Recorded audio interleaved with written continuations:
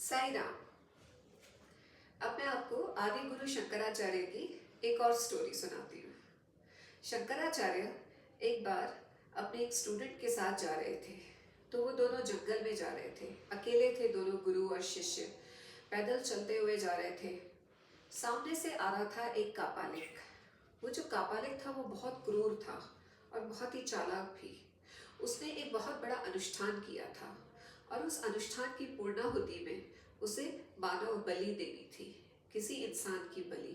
तो वो जंगल में किसी बेचारे निर्दोष इंसान को ही ढूंढ रहा था कि वो किसकी गर्दन काट कर अपने उसमें पूर्णाहुति में चढ़ाए और अपनी पूजा को संपन्न करे।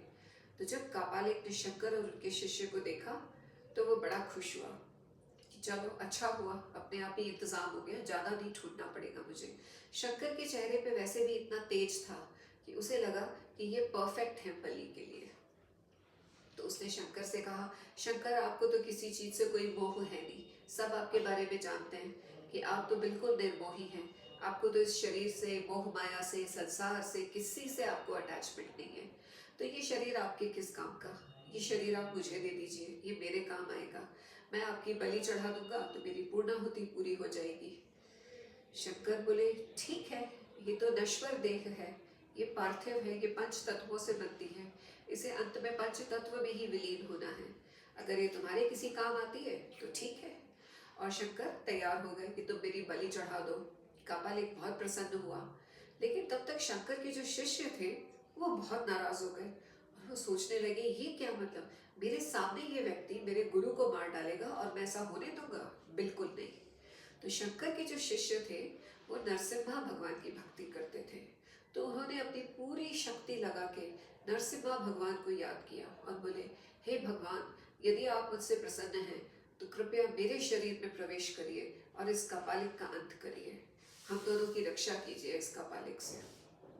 ये जैसे ही उन्होंने सोचा मन में और हाथ जोड़े तो उनका आवाहन इतना स्ट्रॉन्ग था कि स्वयं भगवान नरसिम्हा, जिन्होंने प्रहलाद की रक्षा की थी, वही भगवान नरसिम्हा शंकराचार्य के उस शिष्य के शरीर में प्रवेश कर गए।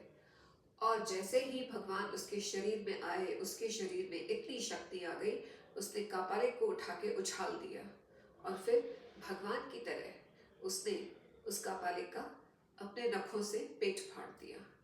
तो जहाँ पे शंकराचार्य की बलि देनी थी वहां पे पूर्णाहुति में खुद उस कापालिक की बलि चढ़ गई।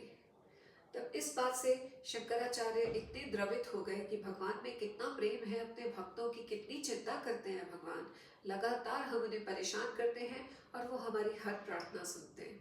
तब शंकराचार्य ने भगवान नरसिम्हा का जो रक्षा स्तोत्र है वो उसी समय रचा और वो गाकर भगवान नरसिम्हा की स्तुति की, जिससे भगवान नरसिम्हा बहुत प्रसन्न हुए। कहते हैं कि जब भी कोई व्यक्ति संकट में हो, किसी परेशानी में हो, और अगर वो भगवान नरसिम्हा का वो रक्षा स्तोत्र याद करे, भगवान का कवच याद करे और उन्हें स्मरण करे, तो उसे अपने उस कष्ट से तुरंत मुक्ति मिलती है। साई राम।